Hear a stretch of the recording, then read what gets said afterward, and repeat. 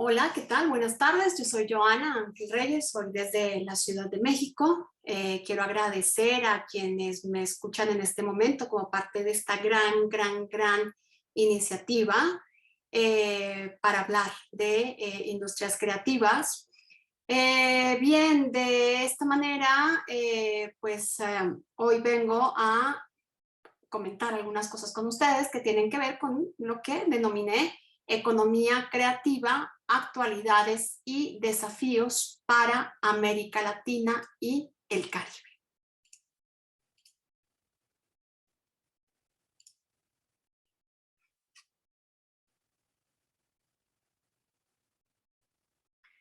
Bien, mucho se ha hablado ya, lo hace UNESCO en su informe de 2013, clasificando perfectamente y ampliamente y de distintas maneras las industrias creativas y culturales, otorgándonos entonces posibilidades de comprender cómo es que se está mapeando este universo. Como principales características de esto que denominamos industrias culturales y creativas, pues tenemos la intersección entre la economía, la cultura y el derecho. Vamos a ampliar un poco más sobre esto en un momento. Sabemos también que incorporan un componente de creatividad como actividad central, pues por eso son industrias creativas, que hay un contenido artístico, cultural o patrimonial generalmente envuelto en ellas, y que pueden ser bienes, servicios y actividades que frecuentemente están protegidas por la propiedad intelectual, el derecho de autor y los derechos conexos. Por eso esta cuestión de la cultura, el derecho y la economía. Sabemos también que tienen una doble naturaleza, una que es económica, en tanto generación de riqueza y de empleo, y otra cultural, en tanto generación de valores, sentidos, si se quiere, identidades, y por supuesto también de cohesión social.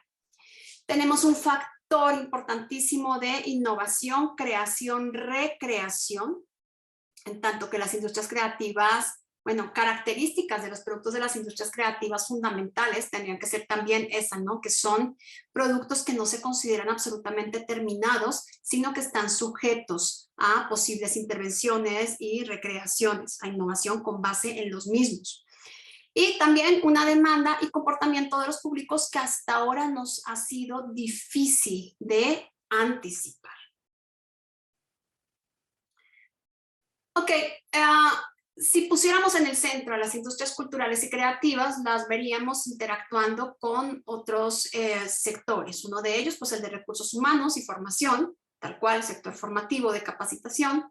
Otro que tiene que ver con la creación de infraestructura y de inversiones. Otro tendrá que ver con el financiamiento, la financiación. También el marco normativo. Otro que tiene que ver con el desarrollo de mercados, tanto interno como externo, y por supuesto el que tiene que ver con la cuestión de competitividad con base en la innovación. Podemos hablar también de una manera simplificada de cómo entonces se clasifican estas industrias culturales y creativas.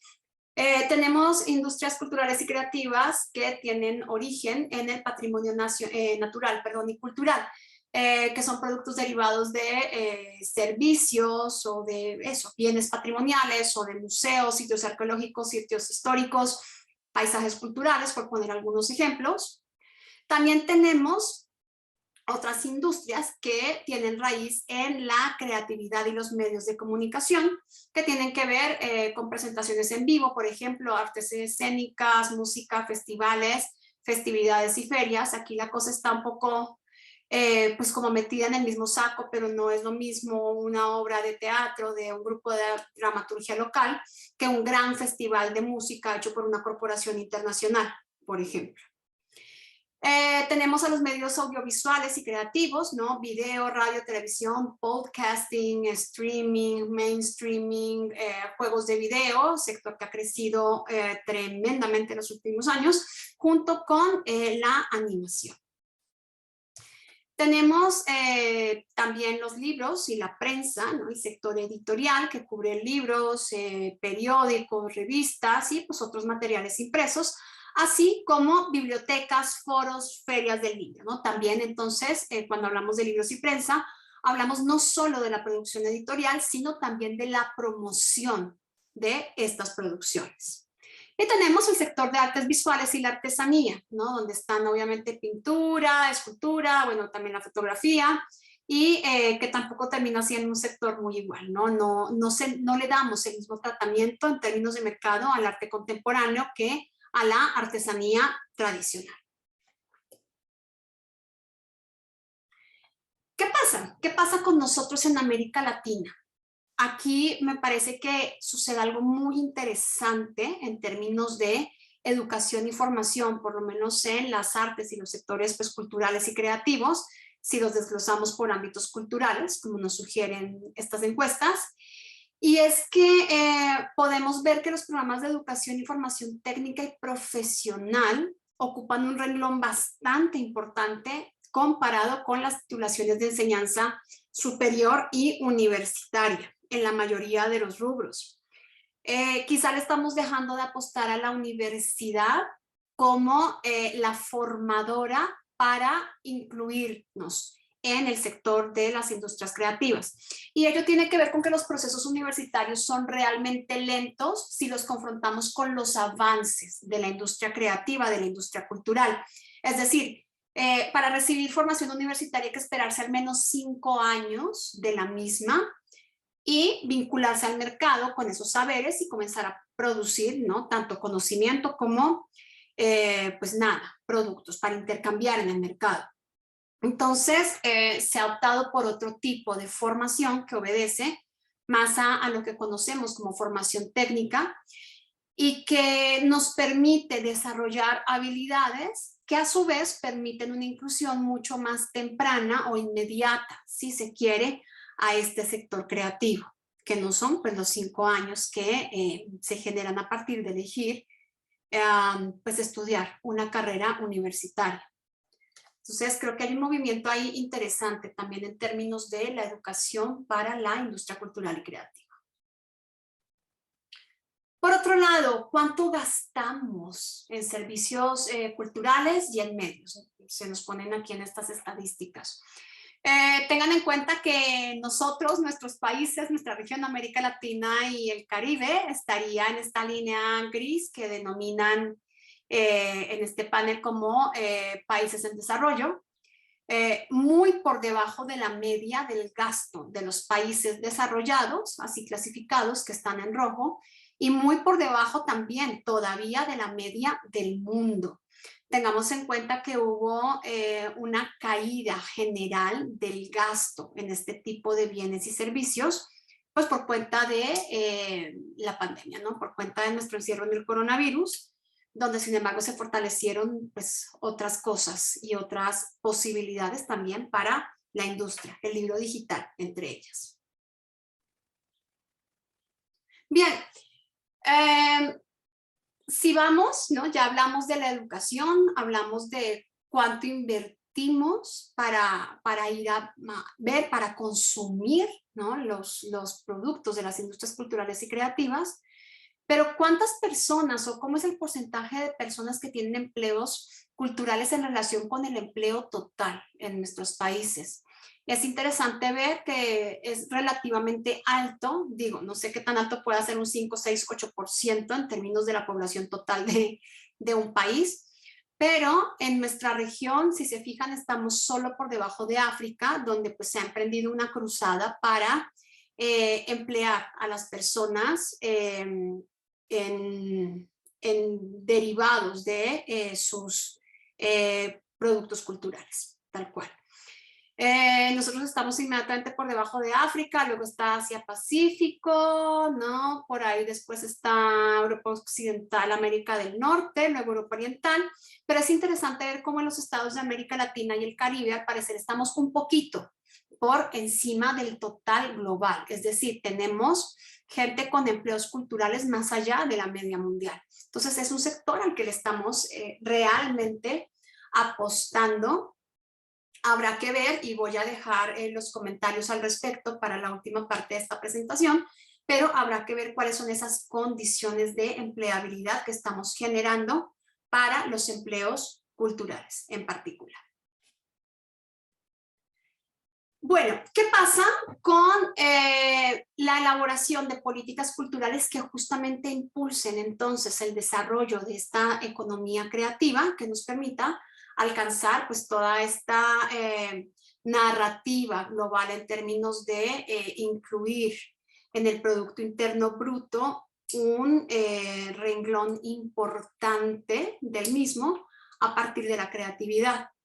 Si nos fijamos, nuestros estados de América Latina y el Caribe han tomado la responsabilidad de generar, de elaborar políticas culturales, sobre todo descentralizadas, es decir, con una amplia participación no solo de gobiernos, sino de otros sectores. Entonces, digamos que por políticas culturales no nos quejamos. Lo que habrá que ver es qué tanto se aplican e inciden esas políticas culturales justamente en la posibilidad de ampliar el hecho de ocuparse, entonces, en las industrias culturales y creativas.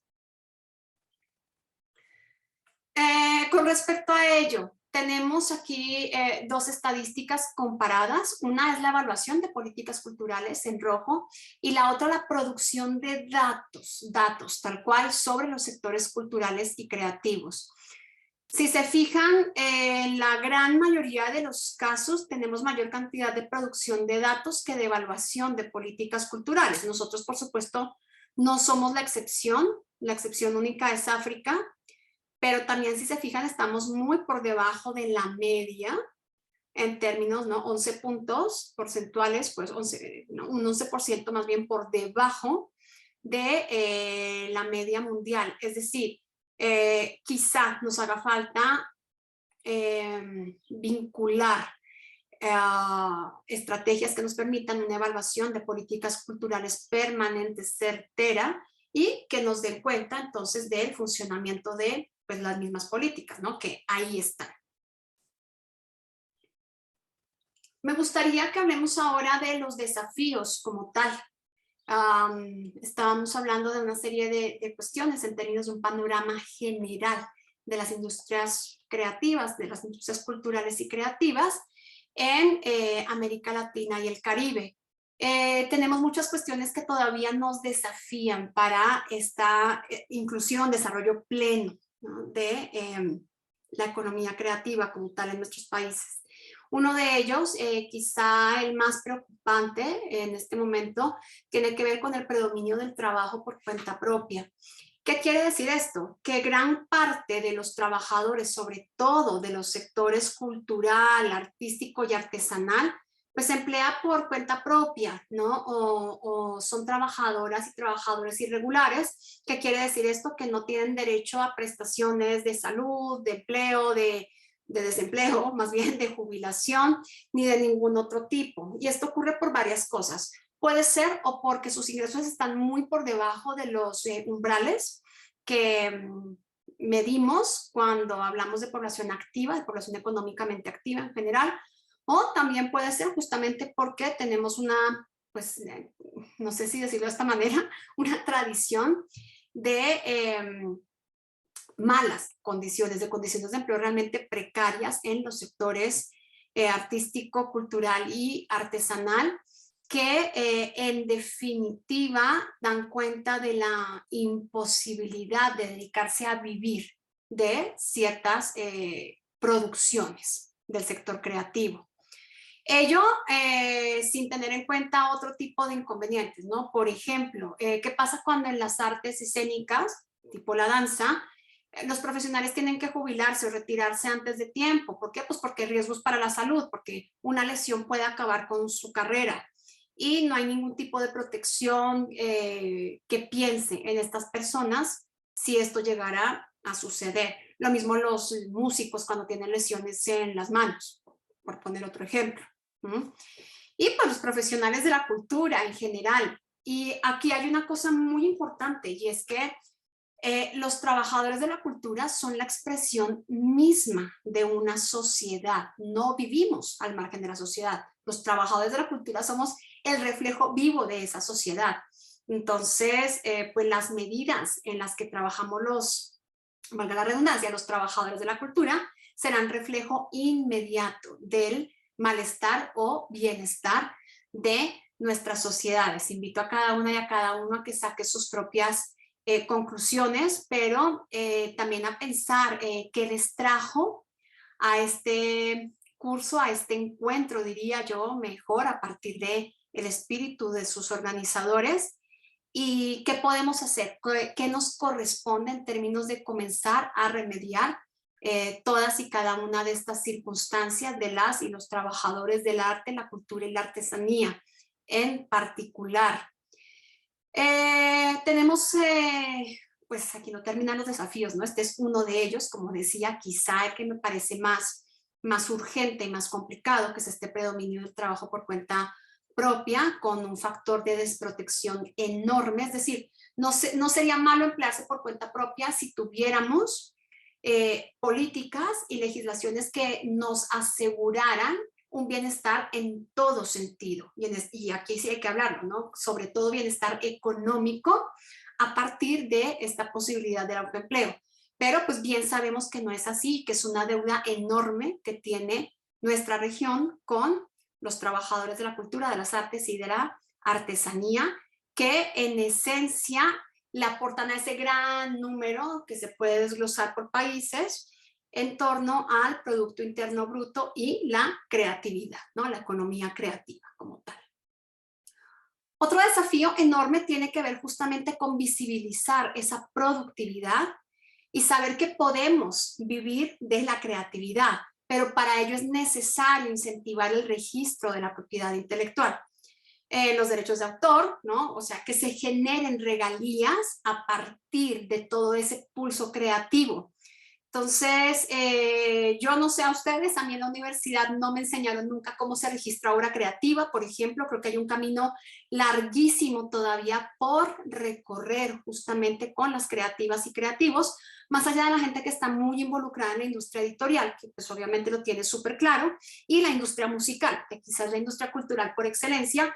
Esos dos sectores saben perfectamente cómo llegar a escalar este tema del registro de propiedad intelectual y derechos de autor. Los demás no tanto, yo diría que en algunos incluso nula. Junto con ello es necesario legitimar de manera urgente la defensa de los saberes ancestrales de nuestros pueblos originarios, que muchísimas veces se plasman a manera de plagio en productos comerciales de diseñadoras, diseñadores famosos, de casas que producen de manera industrial y que ello no genera ningún tipo de retribución. O sea, cuando digo retribución no es ni económica ni social, ningún tipo de reconocimiento, ni cultural, social, monetario a nuestras comunidades. Pero no es el único inconveniente en términos de nuestros pueblos originarios. Esto tiene que ir de la mano también con potenciar herramientas para la competitividad. Por ejemplo, en el sector artesanal. En ausencia de políticas públicas para ello o de, no sé si ausencia en general, pero sí por lo menos de la inactividad de los sectores que tendrían que comenzar a actuar para ello desde las políticas públicas, pues nada, este sector lo están ocupando o este trabajo lo está haciendo el mercado mismo, ¿no? Tipo la plataforma de Amazon Handmade, que permite entonces de manera exclusiva registrar los productos concebidos como hechos a mano dentro de su portal. Entonces, pues nada, comienzan a ocuparse terceros que ven la oportunidad de lo mismo, pero que no, pues hay que estar divorciados tampoco. Esta puede ser una herramienta tremendamente útil para trabajar desde sectores públicos y sectores privados, justamente para una inclusión competitiva de los productos comerciales de nuestras artesanas y artesanos. También vamos a cambiar totalmente, radicalmente de sector. Ahora quiero hablar de la producción digital. Pues dejamos de percibirnos, ojalá más bien dejáramos de percibirnos solo como maquiladora, ¿no? Como hacedores de la parte técnica de contenidos para potencias que desarrollan narrativas, tal cual, ¿no? Para quienes de verdad están contando las historias. Entonces aquí carecemos de ese storytelling, carecemos de narrativas y estamos solamente o todavía de manera predominante trabajando sobre la parte técnica de los contenidos digitales. Es urgente también que pensemos en maneras de potenciar entonces las narrativas propias de nuestras creativos y creativos en la región, de manera tal que esto pueda escalar para ser competitivo con las grandes narrativas de el cine digital, de la animación digital, de los videojuegos, de este sector en particular, ¿no? De la animación digital. Insisto, seguir pensando en condiciones dignas para los trabajos culturales, artísticos y artesanales que de verdad nos permitan llegar a los niveles de otras industrias creativas que están, ¿no? Ya puse el ejemplo de la música, puse, bueno, quizá el cine también anda por ahí, la industria editorial, la industria de la moda, de esos que están como muy protegidos en términos de registro de propiedad intelectual y de consolidarse entonces con otro tipo de herramientas para permanecer en el mercado, ¿no? Productoras musicales, marcas de moda, por ejemplo, ¿no? Como casas creativas. Definitivamente muchísimos de los trabajos culturales que subsisten a partir del autoempleo no están en igualdad de condiciones y pues queda un camino realmente largo por escalar hasta allí. Entonces es importante comenzar a generar conciencia en que si bien nos llama la atención, estamos listos en términos de un cierto aparato para esta explotación de las industrias creativas y culturales en nuestra región, en un sentido crítico y crítico, pues por supuesto, con el mercado, también requerimos comenzar a recorrer este camino de los desafíos para plantear, entonces, no sé si igualdad, pero sí una equidad de condiciones, reconociendo a los verdaderos y verdaderas actrices y actores de la creatividad.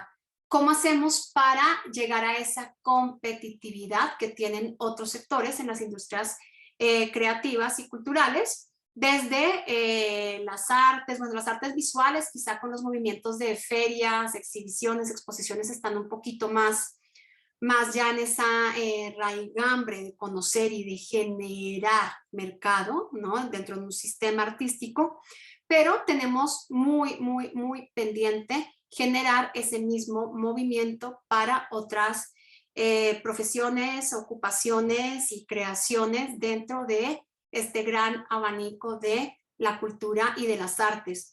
Les dejo con esta última reflexión. Yo quiero quedarme atenta y quisiera recibir pronto sus comentarios y observaciones. Pueden dejarlos aquí mismo en el canal y o comunicarse con los organizadores para que puedan obtener mis datos y pues leernos y escribirnos pronto. Agradezco muchísimo su atención, agradezco de nuevo a la organización por esta oportunidad de estar reunidos, ¿no? Reunidos de manera digital y espero que haya una próxima ocasión pronto. Muchas gracias y hasta la próxima.